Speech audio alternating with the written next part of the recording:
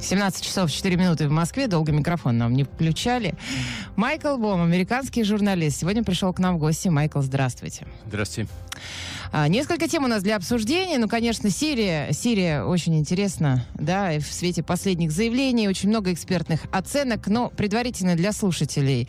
Вы уже сейчас можете отправлять ваши вопросы для Майкла. +7 925 101 170 СМС, rosnovosti.ru. Звонки будем принимать, да, чуть позже. Пока вот последнее заявление Джона Керри. Первый вопрос у меня возник. Что он сказал?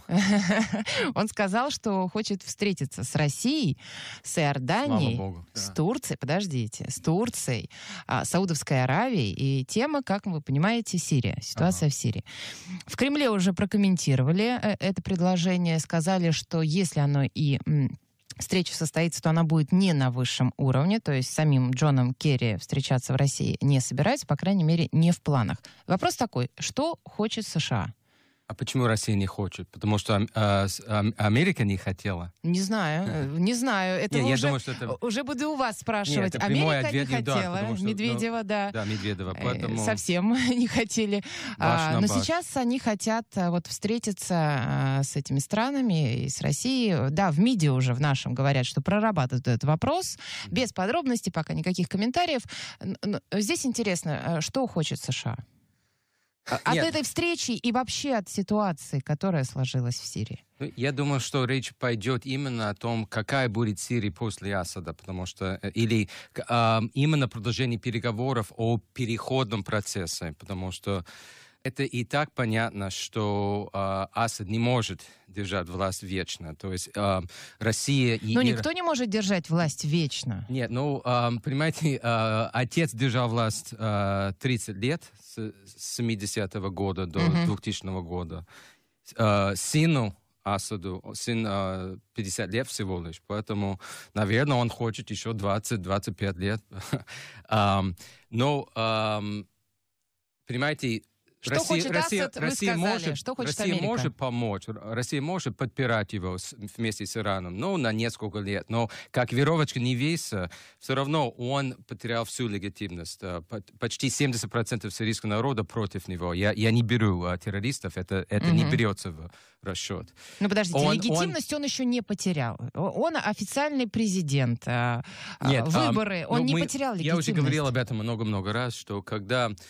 Любой президент совершает военные преступления, он по всем нормам международного права, он лишается легитимности. Это как Пол Пот, когда он убивал своих. Это как Милошевич, который проводил политику геноцида. Подождите, эти преступления были доказаны. Да, я имею в виду... Да, это, конечно, надо доказывать. Это еще очень длинная история. Мы сейчас говорим о том, что все-таки что хочет Америка? Убрать Асада просто? Нет, речь идет о том, чтобы он ушел. Убрать и уйти — это разные вещи. Речь идет именно о переходном процессе, о цивилизованном, мирном, спокойном процессе перехода власти. Потому что я думаю, что все понимают, что это... Я просто повторяю, что нельзя держать этот расклад сил надолго, потому что он не отражает желаний и состав сирийского народа. Сегодняшний расклад отражает алавитскую часть, но это 15% населения. Есть еще сунниты. И поэтому надо каким-то образом включить их в политический процесс. Почему этим занимается Америка? Я думаю, что весь мир этим занимается, потому что из-за этого кризиса, который уже слишком далеко зашло, образовалось исламское государство и 4 миллиона беженцев. То есть вы считаете, что причина в этом, в образовании исламского государства? Почему США лезут? Это дело всего мира сейчас. Это кризис, это не только региональный кризис, это глобальный кризис. Поэтому вопрос, в корне вопрос некорректный, почему США интересуются. Весь мир сейчас интересуется Сирией. Россия в первую очередь. Но я не вижу, чтобы Китай интересовался этой проблемой. У них свои...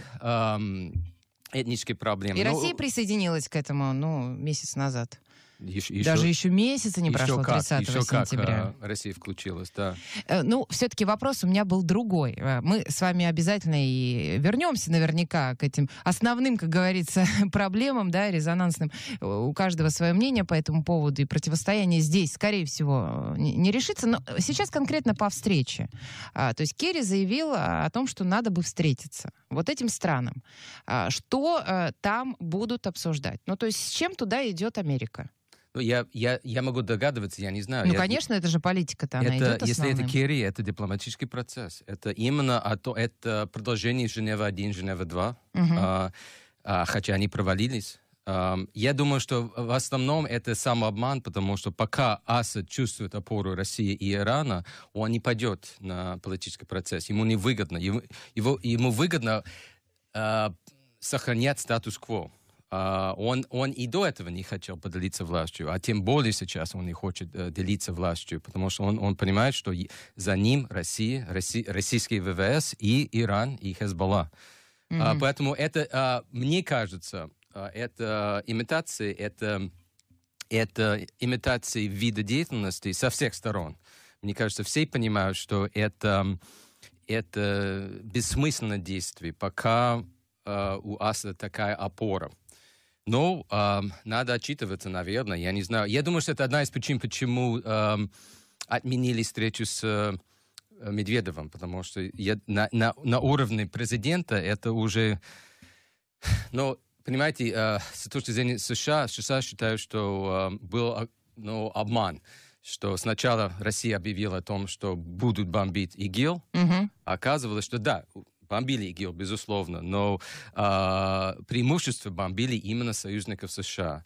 То есть где доказательства этому, что бомбили союзников США? Я смотрю только видео, которое дает Минобороны. На любую карту. Между прочим, на карту даже некоторых смелых, честных российских газет, и все будет указано, что где ИГИЛ, где не ИГИЛ, и где российские удары. Но я вот, например, не вижу, где Пентагон. Можно я договорю? Нет, вы серьезное заявление сейчас сделали. Подождите, вы говорите, что Россия заявила, что будет бомбить ИГИЛ, а бомбит союзников США. Это серьезное заявление. Где факты и где доказательства этого? Спросите у самих союзников США. Они вам скажут, покажут, я что же сейчас удары... у вас спрашиваю. Вы же это сказали. Да. Вы хотя бы скажите мне сайт, я посмотрю и соглашусь с вами тогда. Я беру показания у них. И это с чила в мешке не утаишь. То есть это видно, где эти удары. И если ИГИЛа как нет уже там целый год, тогда о каком борьбе против ИГИЛа может идти речь? Здесь нет... Это очень сложно утаивать правду.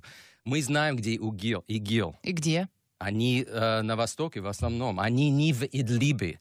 Огромное количество ударов в районе Идлиб. И в... Латакия, Алеппо, эти провинции. И тем более Латакия. Латакия — это оплот Асада, это оплот России. Там нет ИГИЛа, вообще не было ИГИЛа. Хорошо, Алеппо, сама сирийская армия, это ближе. Там проводит постоянное наступление. Я говорю сейчас о Идлибе и о Латакии, и о Хомсе тоже. То есть это очевидно, что, конечно,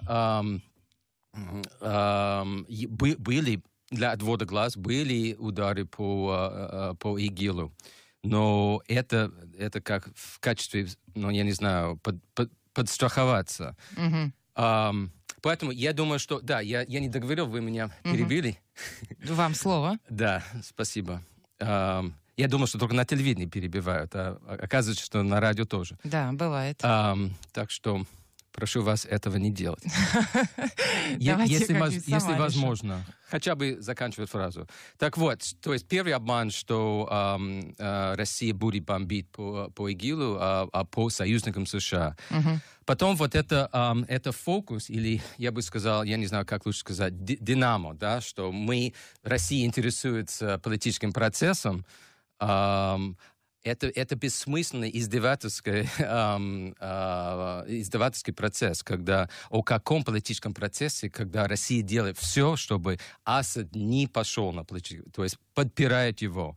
Поэтому я думаю, что американцы на этом уровне не хотели участвовать в таком фарсе, откровенном фарсе издевательства. Поэтому они на президентском уровне они отменили эту встречу с Медведевым. Но вообще это кризис недоверия. Это просто один признак общего, но огромного недоверия друг к другу. На уровне Керри, я думаю, что Керри тоже не доверяет, но все равно это госдеп. Поэтому на этом уровне он должен стараться хотя бы продолжать этот процесс. Хотя я уверен, что в глубине души он понимает, как и Обама, что это пока Россия так активно поддерживает Асада, и Иран увеличивает свои действия в Сирии, перспектива политического урегулирования, я не знаю, равна нулю.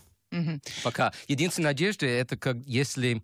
я думаю, что Обама рассчитывал на это тогда, когда Россия застрянет в этом кризисе, в этой авантюре. Россия устанет от этого. Он понимает, что больше Россия поймет, что больше подпирать Асада это бессмысленно, это дорого. И мы сдадимся, по-вашему. Да, и тогда Россия может давить на Асада, чтобы, наконец, он пошел на... Майкл, теперь мне нужно вас перебить. 2 минуты и продолжим. 17:17. Майкл Бом, американский журналист, сегодня у нас в гостях. Ваши вопросы на +7 925 101 170 СМС и rusnovosti.ru сайт в интернете. Вот уже 92-й пишет. Не нравились США Хусейн, Каддафи, убили обоих в Ираке и Ливии. Рай наступил, спрашивает у вас 92-й. Да, я думаю, что мы видим, что Обама точно не хочет повторять эти ошибки, поэтому он так осторожно действует в Сирии, хотя он получает по полной программе в Америке и у республиканцев, и у демократов, что он бездействовал в начале, и мы имеем все последствия этого бездействия. Я помню, я забыл, это какой-то европейский политик сказал, что мне не всегда нравится, когда США действуют во внешней политике, но мне больше не нравится, когда США не действуют. И он говорит, что мы видим все последствия этого бездействия в Сирии. То есть можно не вмешиваться, когда есть конфликт, но все равно приходится. И мы видим, что Обама хотел вначале просто забыть, то есть не вмешиваться. Пусть они убивают друг друга, но все равно не получилось. Да? Все равно ему пришлось вернуться. И сейчас Россия вмешивается. Поэтому ключевая разница, что он не говорит о свержении Асада. Если бы он хотел свергнуть Асада, он бы это сделал 2 года тому назад. Помните, когда... Так Барак Обама постоянно говорит, что Асада долой, и на Генассамблее он хочет, первым чтобы делом он сам ушел, или он поделился властью именно в процессе политического урегулирования. Но свержение Асада, насильственное свержение, это не... Помните, когда в 2013 году, когда США были на грани именно бомбардировок, потому что Асад использовал химическое оружие. Но он отказался от этого. Он понимает, что это разворошит осиное гнездо. Он отказался. Но тогда, кстати, Россия очень активно участвовала в переговорах, и благодаря Москве удалось вообще это сгладить. Да, очень активно. Поэтому я говорю, что сравнивать политику Обамы с ливийской ошибки, тем более, что иракские ошибки, это... Не боитесь, что Сирия тоже будет ошибкой для США? Нет, потому что речь идет... Есть 2 составляющие. Есть военная составляющая, это уничтожение ИГИЛа. И сейчас все делается для этого. А есть политическая составляющая, это политический процесс. Это продолжение Женева-1, Женева-2. Я не вижу, мы говорили, я не вижу особой перспективы, потому что нет стимула, нет причины, почему Асад должен поделиться властью. Он чувствует опору. Почему он вообще должен делиться властью? Это его страна, его избрали. Почему он должен делиться властью? Во-первых, его не избрали. Он был единственным кандидатом в 2000 году. Это как северокорейские выборы или советские выборы. Это профанация выборов. Это не... Вы когда-нибудь были в Сирии? Нет. Я объясняю вам, что его не выбрали. Это раз. Во-вторых, что такое сирийский народ? Это не только алавиты. Алавиты — это 15%. Это есть еще сунниты, которые не включены в политический процесс. Я в курсе, что там все не так просто, как нам кажется. Когда вы говорите, что он лидер всей Сирии, это не так. Это Майкл, я не говорю, что он лидер всей Сирии. И он А сейчас вы меня перебиваете. Я почему спросила про Сирию? Потому что я тоже там не была. Но у нас в редакции работает корреспондент, которая там жила. Которая знает побольше нашего с вами, как там. И я постоянно с ней спрашиваю, разговариваю, спрашиваю у нее, а в чем там проблема-то? Действительно он такой зверь или что? Она говорит, нет, вот люди его любят. Люди его любят. Алавиты его любят. Что такое люди? Он сделал Спросите у людей, которые попали под его кассетными бомбами. Они не очень любят. У людей, которые благодаря ему получили образование. Да. Женщины стали ходить в университеты. Да, и были люди, которые искренне любили Сталина в 1937 году. И что? До сих пор любят, Майкл, кстати. И что, да. Но это болезнь. С чего вы взяли, что это болезнь? Спросите у людей, которые сидели в ГУЛАГе. Они не очень любили Сталина. И люди, которые сбежали с одной рубашки из Сирии из-за Асада. Или их дома разрушены из-за кассетных бомб Асада. Поэтому лучше эти сказки не рассказывать. Да, конечно, есть клан, его клан. Они очень любят, потому что все привилегии у него. То есть это клановая система. Если ты алавит, ты просишь шоколады. И именно поэтому он хочет сохранять эту искаженную систему, уродовую систему. Но сунниты не хотят. Я понимаю, к чему вообще наша беседа сегодня приведет, и спорта, конечно, будет, но согласитесь, что вот даже наши позиции с вами, как журналистов, да, России и США, совершенно разные. Также и на другом уровне, Вашингтон и Москва. Если говорить о том, когда-нибудь мы можем найти общий язык? Давайте вот с этой точки зрения. Общий язык — это когда все договорятся именно о правилах политического урегулирования. Даже Путин сказал, понимаете, это двуличие полное. Сколько раз он говорил, что он призывает Асада к компромиссу. Это было 30 сентября, когда он в Совете Безопасности, когда он объявил о начале военных действий. Когда он дал интервью CBS, Чарли Розу, он сказал, что надо при образовании политического расклада. То есть он говорит все правильные слова. Он говорит о здоровой оппозиции, что надо включить эту здоровую оппозицию. Это все правильно. Но это действие не соответствует. То есть он говорит то, что я говорю, что надо проводить политические урегулирования, надо включить эту умеренную оппозицию, здоровую оппозицию. Но эта здоровая оппозиция не очень-то здоровая, когда Асад и сейчас Россия и ее бомбит. Но вы, США, поддерживаете оппозицию. Тогда где здесь здоровье-то? Вам не нравится, что Россия поддерживает Асада, но вы же поддерживаете оппозицию. Да. Как вы можете обвинять Россию, если вы занимаетесь тем же самым, но только с другой стороны? Нет, одно дело, когда государственный ВВС сбрасывает кассетные бомбы на мирных людей. Другое дело, когда эти мирные люди, они не террористы, они защищают себя от этих же бомб. Мы сейчас не про методы ведения войны, мы говорим о политике. Что почему тогда Медведева не приняли? Весь конфликт начался именно в 2011 году, когда люди вышли на улицы мирным протестом. Это часть арабской весны. Арабская весна дошла до Сирии. А как Асад ответил? Бомбами и насилиями. И пошло-поехало. И отсюда вся эта гражданская война, которая продолжается до сих пор. И отсюда образовалось и исламское государство, и другие террористические радикальные группы против Асада. И, между прочим, вот это бездействие США очень способствовало возникновению этой группы, потому что они не чувствовали опору США.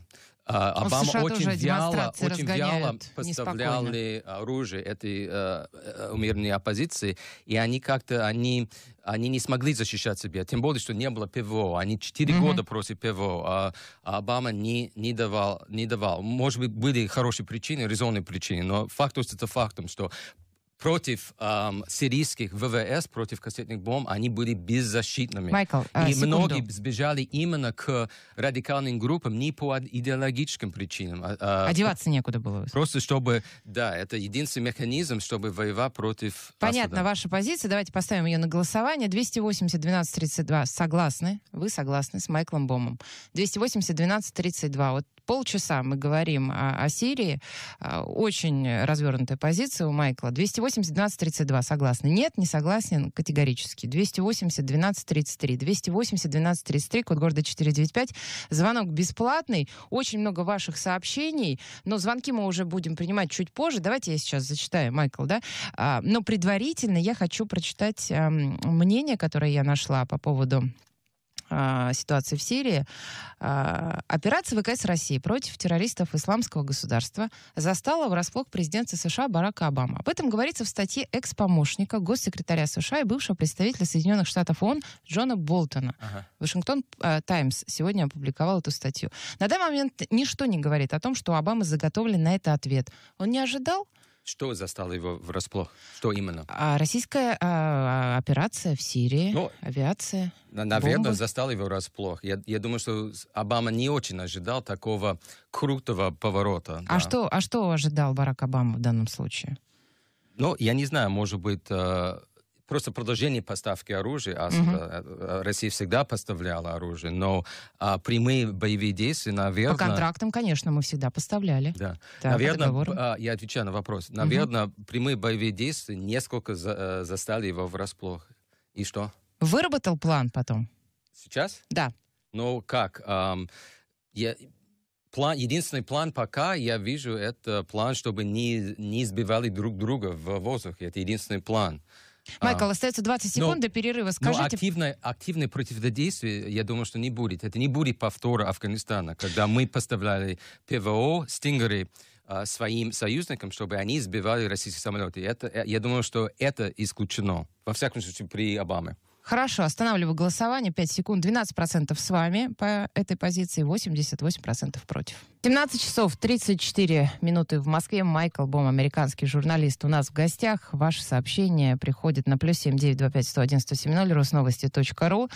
И телефонные звонки сейчас будем принимать. Давайте я посмотрю все-таки сообщения изначально ваши. Так, 49-й спрашивает, а кто США в Сирию позвал? 49-й. Ну, мы вроде выяснили, да, в первую получасовку с Майклом, как США вообще начали. Спрашивают, а кто США в Сирию позвал? Ну, это тот же вопрос, когда я задала вам, почему Америка решает это.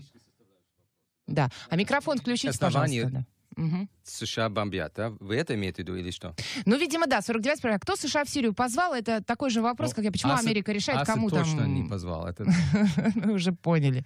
Но есть, я уже говорил много раз в других эфирах, что есть 51-я статья Устава ООН. Это право на самозащиту. Даже упреждающие удары в целях самозащиты. То есть США считают, что 11 сентября хватает. Поэтому лучше уничтожить эту гадину на коне. С Асадом, без Асада. Это, во-первых. Между прочим, у России... Света, у России то же самое право. Майкл, я вас слушаю внимательно. То же самое право, между прочим. Все забыли об этом, что в 2006 году вышел новый закон о том, что Россия имеет право уничтожить террористов в любой точке земного шара. То есть без ООН. Это суверенное право России в целях самозащиты. Другое дело, что Россия редко пользуется этим правом. Но было в Дубае, если вы помните, уничтожили одного террориста. Но, конечно, США пользуются делают, постоянно. Да, постоянно, и беспилотниками. Но мы не говорим о этом, разница только в масштабе. То есть юридическое право уже Россия сама установила. Россия оставляет за собой это право в любой, за пределами России, без ООН. Поэтому, когда Путин и многие говорят, что США действуют не в рамках международного права, это неправда. Значит, российский закон тоже не в рамках международного права. То есть все понимают, что самозащита это дело святое. Почему такая реакция идет от наших граждан, по крайней мере, да? Но если посмотреть в Европе, путешествия тоже США не любят там. Почему идет такая?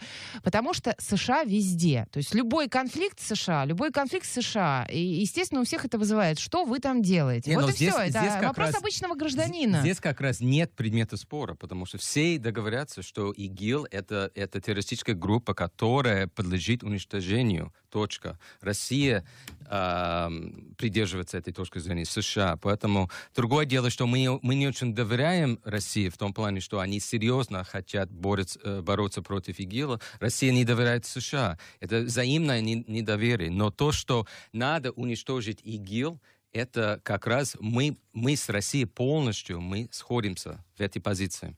Сообщение от 49-го, вот как раз адресовано Майклу написано. Оппозиция сбежала к террористам, чтобы резать головы, спрашивает Юрий из Санкт-Петербурга. Нет, я вам говорил, что это они сбежали туда не по идеологическим причинам и не ко всем группам. Я не говорю к ИГИЛу, например, к Аль-Нусре многие сбежали. Потому что именно Аль-Нусра воюет активно против Асада. Я говорю о той умеренной оппозиции, которая борется, воюет против Асада, но не почувствовала поддержку США. Скорее всего, они сбежали к Аль-Нусре, чем к ИГИЛу. Так, +7 925 101 170, СМС, телефон прямого эфира. Майкл, наденьте, пожалуйста, наушники, тогда сейчас очень много звонков. Да, вы любые можете взять, все они подключены. Здравствуйте, как вас зовут? Меня зовут Андрей, Санкт-Петербург. Да, Андрей. Майкл, а вот такой вопрос. Вы говорите, что нужно договариваться с умеренной оппозицией. Но вот насколько я знаю, свободная сирийская армия распалась на более чем 70 различных группировок, и непонятно вообще, с кем можно там договариваться. То есть кто там вообще остался? Или с каждым в отдельности нужно разговаривать? Что делать? Спасибо, Андрей. Да, между прочим, все забыли об этом, что когда было Женева-1, Женева-2, я напомню, что это переговорный процесс о политическом урегулировании, то есть о преобразовании политического расклада. Короче говоря, о том, что Асад должен создать коалиционное правительство, это что означает? Что он должен в конечном итоге поделиться властью с большинством, суннитским большинством. Когда этот процесс шел, Женева-1, Женева-2, выделили 60 представителей умеренной оппозиции. Что такое умеренная оппозиция? Это те люди, которые не относятся к террористической группе. Есть международное определение, что такое террористическая группа. Россия и США вроде бы согласны с этим определением, международным определением. И умеренная оппозиция не относится, то есть они не целенаправленно воюют против мирного населения, они воюют против Асада, они как ополченцы. Между прочим, как ополченцы, я не знаю, в Донбассе, по сути дела. И выделили, нашли 60 представителей умеренной оппозиции, и они вели переговоры и с Россией, и с США. То есть вот откуда можно выбрать лидеров умеренной оппозиции. То есть когда говорят, что умеренной оппозиции нет, что это миф Америки, это не так. Другое дело, что, я еще раз говорю, что умеренная оппозиция очень сузилась из-за бездействия США, но они есть, и если действительно Асад вместе с Россией хочет серьезно вести переговоры с ними, есть представители, и есть ведущие представители, по крайней мере, 60 лидеров этой оппозиции, и Россия уже определили их, и уже вела переговоры с ними. Майкл, то есть вы сейчас сравнили сирийскую оппозицию с ополченцами в Донбассе, правильно я понимаю? Условно. Условно, тогда спрашиваю, почему США в Сирии поддерживает сирийскую оппозицию, а здесь говорит, что все, в общем, бандиты? Потому что черт кроется в деталях. И черт в данном случае это Асад, потому что у него есть одно дело, когда действительно украинская армия воюет против сепаратистов или ополченцев. Можно, понимаете, это... Скажите оппозиция. Зачем мы называем их сепаратистами? Оппозиция. Это военный объект, потому что ополченцы, они вооружены.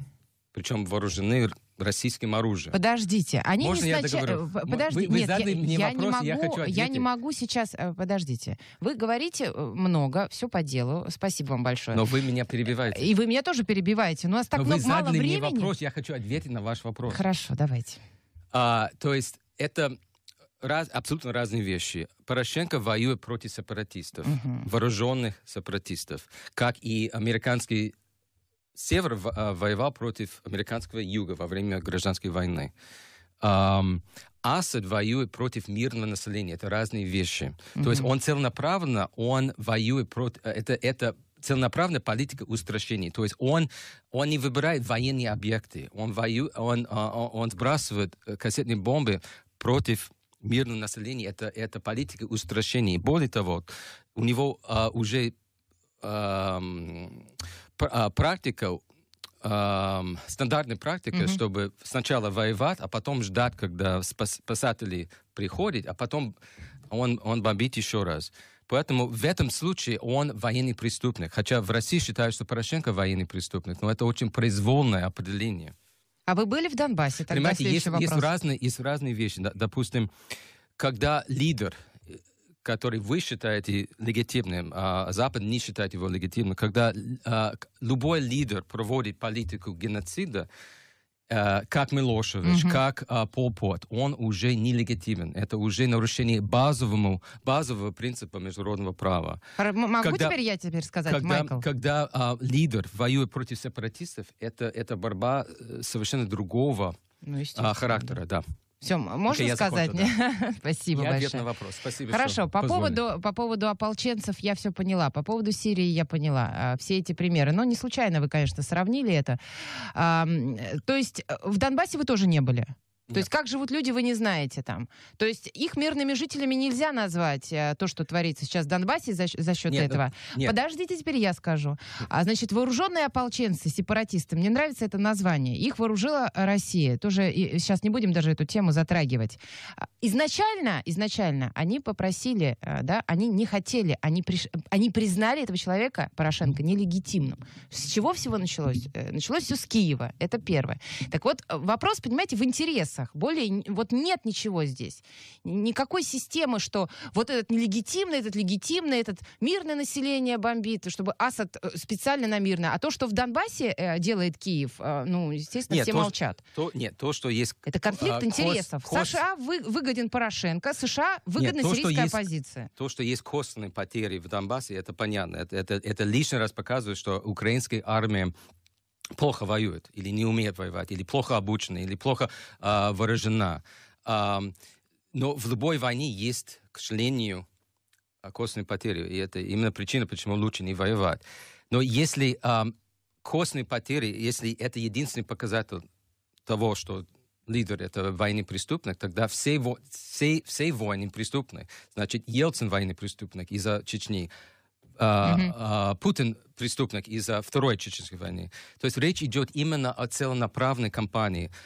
Милошевич военный преступник, потому что он проводил именно политику геноцида. Пол Пот преступник, потому что он проводил именно политику геноцида.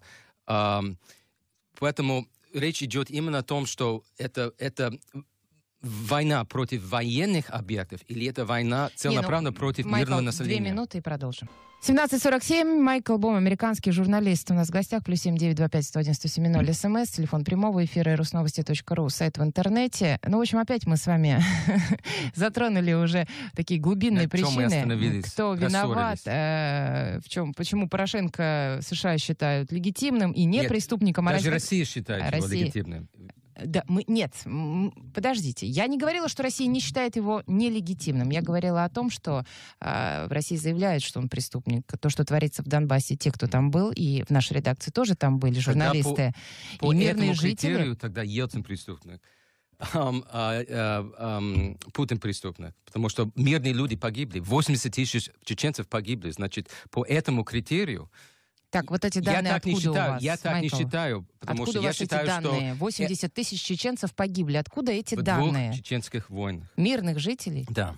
Хорошо, потом после программы дайте мне эти данные, я хочу почитать. Вы просто делаете такие острые заявления, а к чем их прикрепите? Да, кстати, для наших слушателей Майкл показал мне в перерыве карту Сирии, где отмечены звездочками удары российской авиации, правильно? Где расположены объекты ИГИЛ и где бомбит США. Правильно я все передала? Это можно найти для наших слушателей на сайте washingtonpost.com. Это все понимают, что это госдеповский орган. Это хорошо, еще скажите, где. В «Коммерсанте», в «Независимой газете». В общем, в России в интернете тоже можно найти. Это не госдеповская карта. Это все знают, где эти удары были нанесены. и где ИГИЛ, где ИГИЛа нет. Поэтому здесь это очевидно, это сшито белыми нитками, что большинство ударов это для того, чтобы защищать Латакию и чтобы уничтожить умеренную оппозицию. Пока настоящая борьба против ИГИЛа не началась. Есть некоторые... только США ее ведут, естественно. Ну, вяло, я согласен, но хотя бы они наносят удары по ИГИЛу исключительно. 97-й. Давайте отправлять оружие в Фергюсон. Тогда, по вашей логике, все президенты США военные преступники. Давайте отправлять оружие в Фергюсон. Это по поводу разгона демонстраций, когда вы говорите... Я думаю, что оружия хватает в Фергюсоне. Да, видимо, да. Как раз плавно перетекаем к теме оружия. На выходных была новость, что на Зомбиконе стрельба.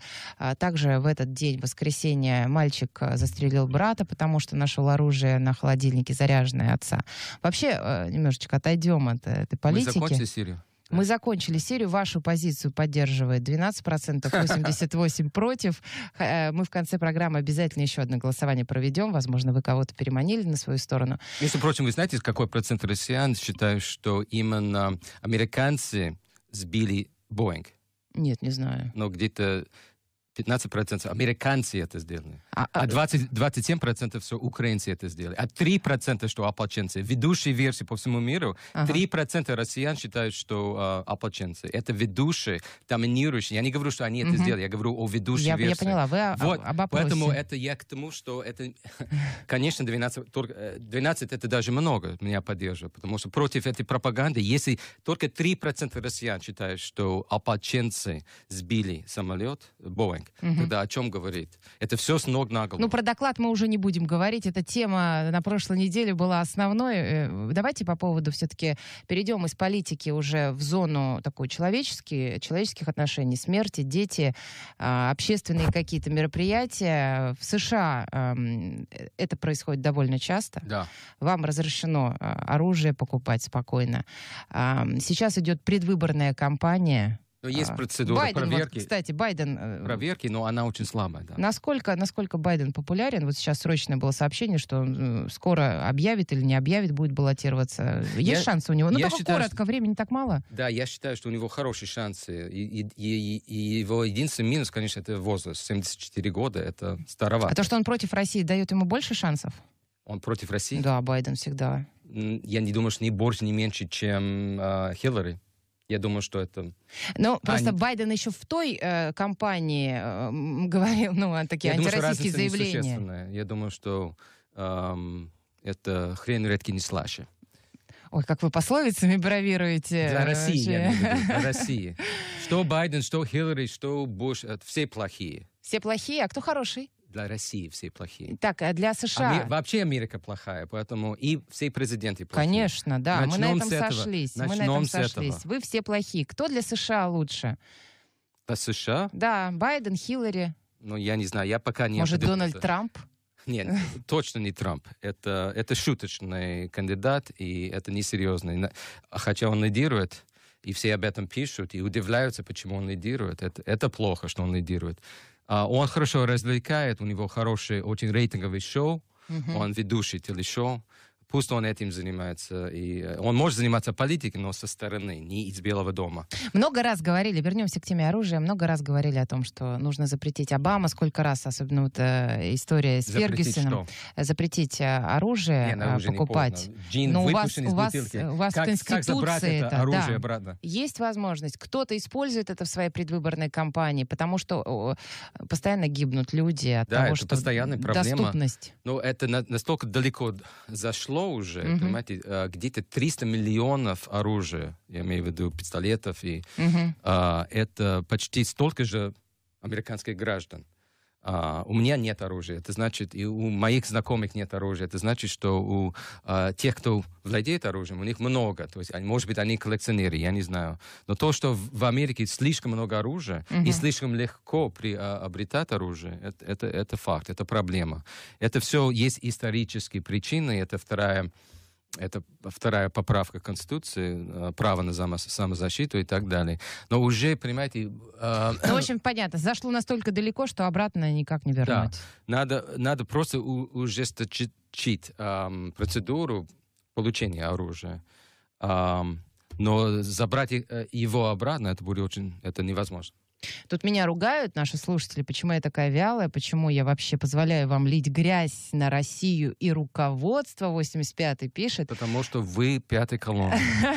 59-й. Если известно, где находятся все места расположения террористов, почему США за несколько лет борьбы не могут их уничтожить? Но Майкл сказал, что тоже вяло. Да? Вяло и Как-то с воздуха. Это любой военный эксперт скажет, что с воздуха это ограничено. Можно какую-то инфраструктуру уничтожить, но полностью уничтожить ИГИЛ с воздуха, это все знают. Мы, американцы с коалицией, у нас есть наземная опора, это курды, это 20-25 тысяч хороших боевиков, они хорошо воюют, и они отобрали территорию ИГИЛа, но этого мало.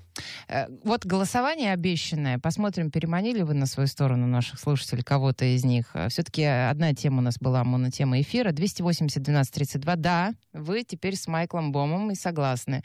Согласны с Майклом Бомом. 280-12-32. И нет, все равно никак... По сирийскому вопросу или вообще? По сирийскому вопросу, потому что эта тема у нас была основная. Все равно это отношения России и США в контексте Сирии.